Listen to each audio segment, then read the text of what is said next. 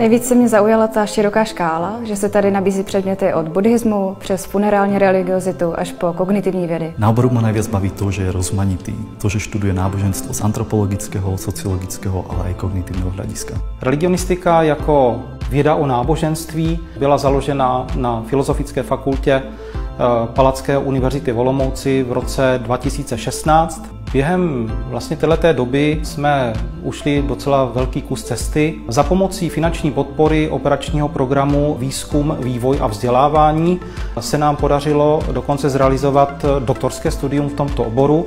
Společně s rozvojem doktorského studia se nám také podařilo vytvořit i výzkumné a technické zázemí v podobě excelentní laboratoře, která je vybavená nejmodernějšími technologiemi.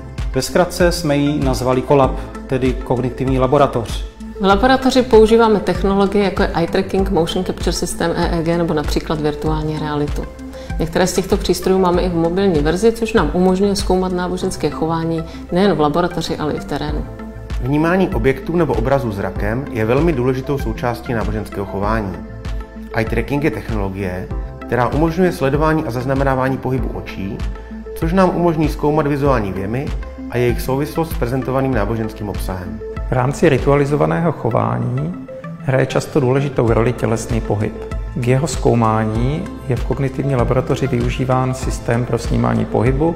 Tento systém sestává z několika speciálních kamer, počítače a softwaru a umožňuje zaznamenávání pohybů různých částí těla a jejich následnou analýzu. Sú tu možnosti, ktoré som nečakal, každý si tu nájde svoje. Už vím, co chci dělat. Kognitivní výzkum.